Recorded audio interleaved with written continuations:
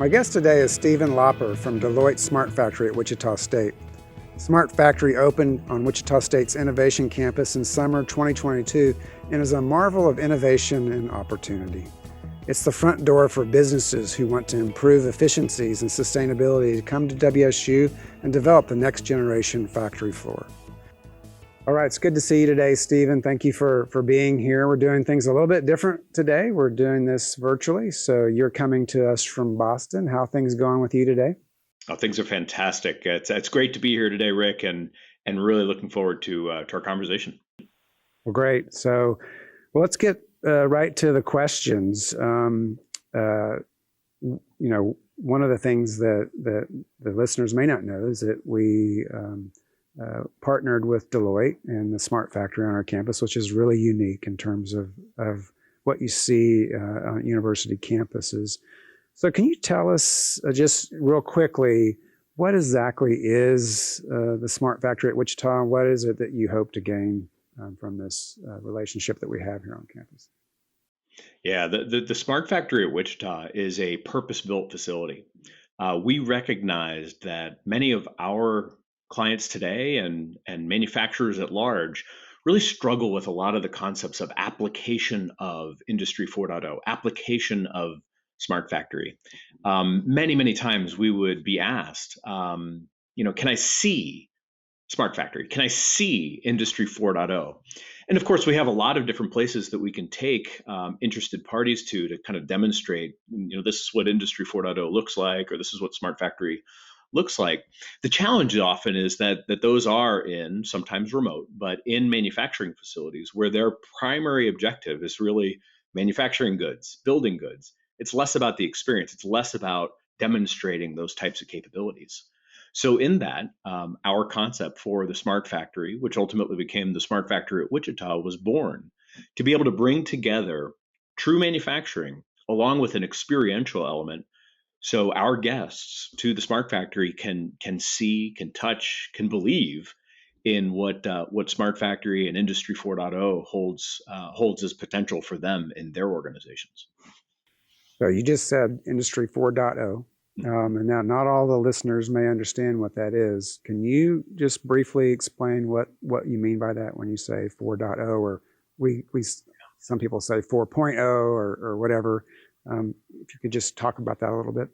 Absolutely, and it'd be appropriate for me to recognize there's a lot of different vernaculars that come into play when we talk about Industry 4.0, when we talk about Smart Factory. Essentially, what that is organizations leveraging the immense data and information that's contained in their manufacturing systems, in their supply chains, connectivity to other trading partners in their value chain, connecting that data and information to information that typically resides a little bit more in the enterprise systems. Oftentimes, we refer to this as the merger between the operational technologies and the information technologies that are existent in most organizations, but generally have grown up as somewhat separate entities. On top of that, we're applying all sorts of different treatments to data.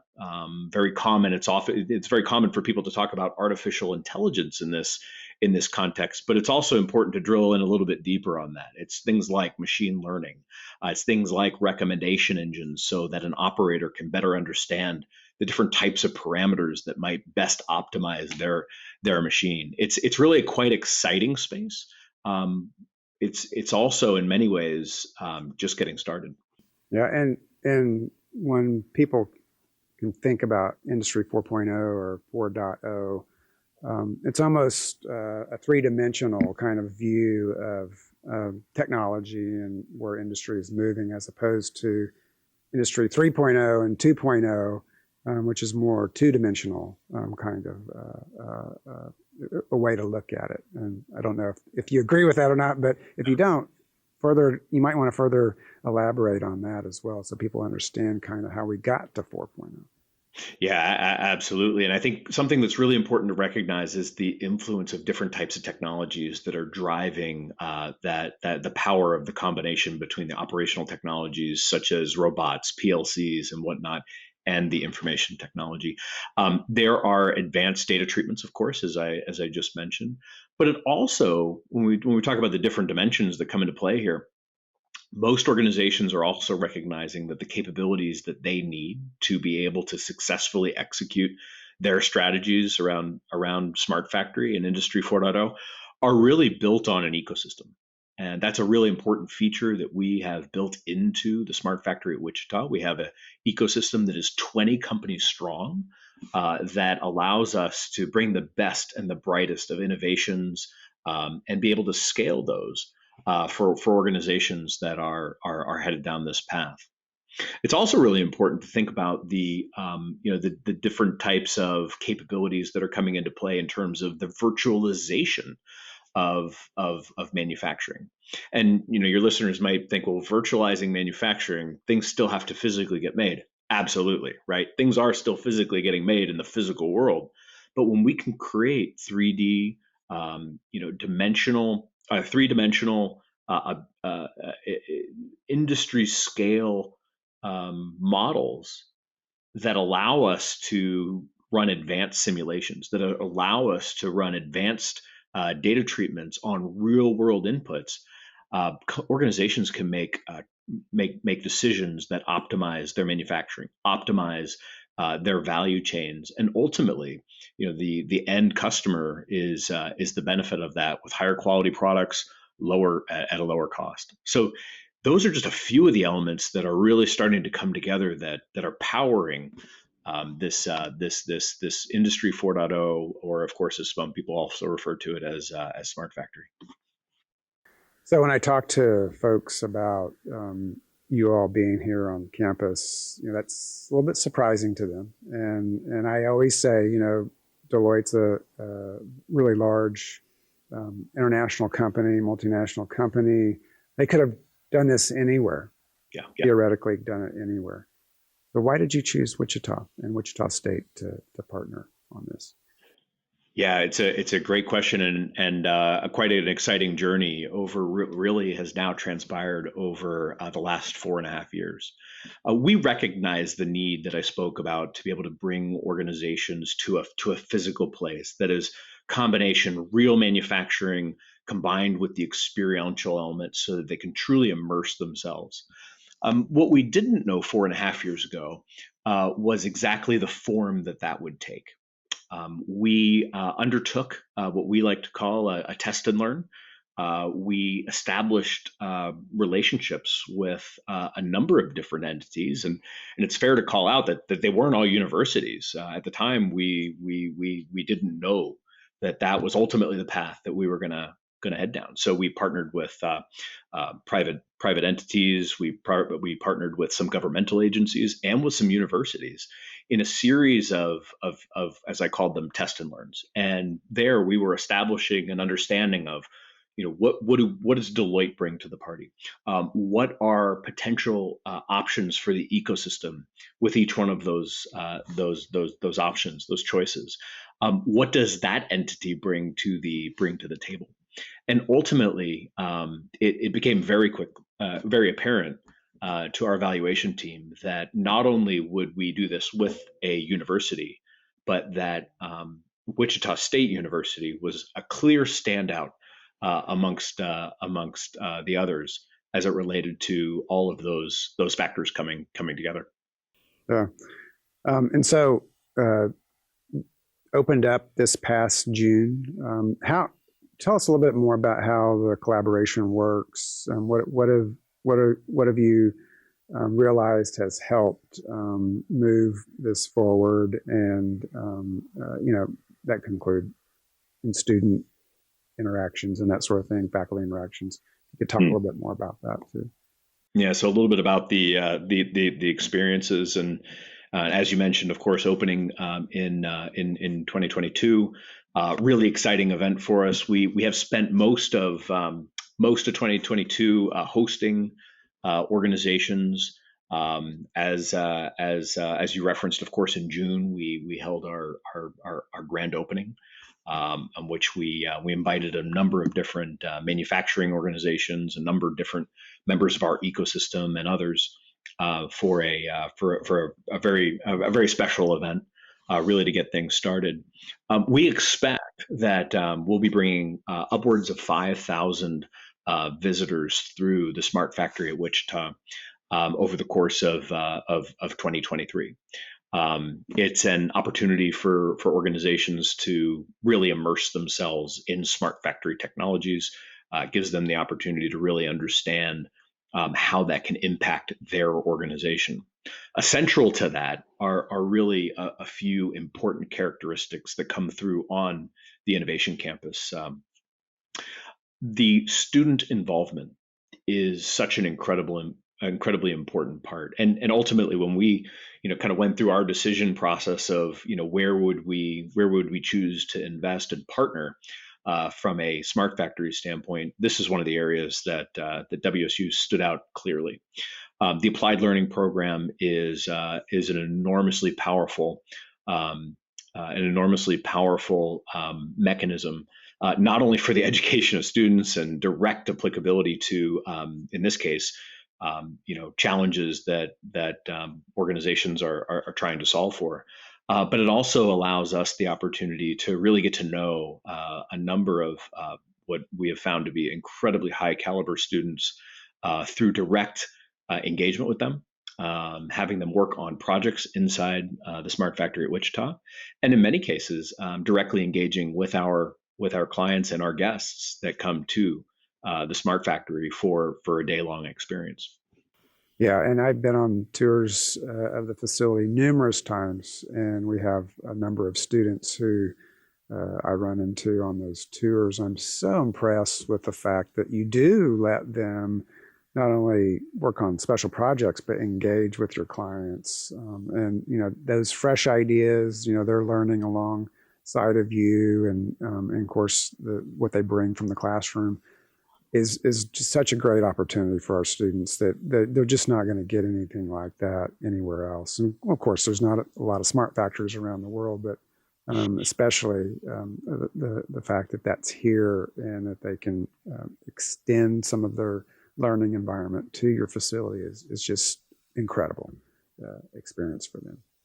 I'll point out as well that many of our guests, many of them multinational organizations that are coming to Wichita for the Smart Factory experience, them being able to hear directly from the students is also incredibly powerful for them. They as entities are all struggling with finding the right talent, finding the right skills in the marketplace.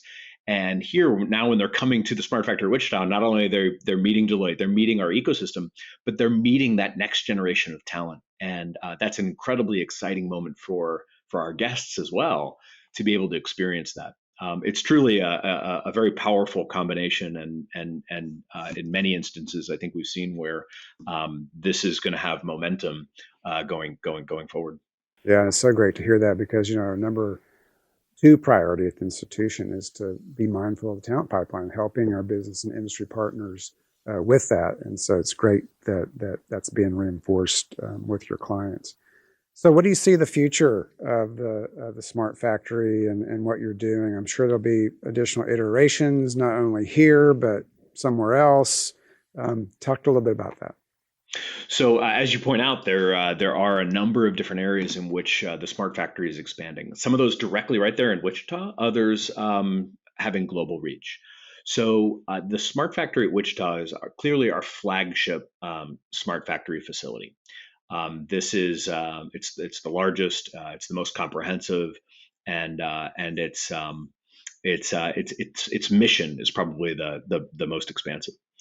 We have built additional smart factories around the world, and we will be over the course of the 2023 effectively enhancing the connectivity amongst those smart factories. So we'll be connecting Wichita to Dusseldorf, Germany, to Kyoto and Tokyo, Japan, uh, to a number of other facilities that we will be bringing online in the coming months and years.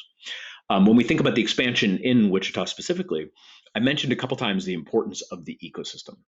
The ecosystem really represents all of the different organizations and entities that are there in the building with us.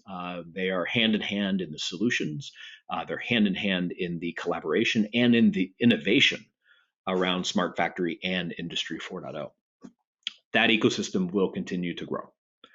We're seeing from our guests that they absolutely see that as a powerful component of their very own Smart Factory strategies, and we will continue to include additional ecosystem members in Wichita. So we're really excited about that. And then lastly, I'd be remiss if I didn't mention that we do make a physical product in Wichita. We make a smart rover. That smart rover is really, the manufacturing of that smart rover is really used as the backdrop for a lot of the Industry 4.0 and Smart Factory demonstrations. That rover is then kitted up and it's donated to a number of different schools, middle schools around the country, including Wichita, Philadelphia, and Detroit as some of our initial launch cities.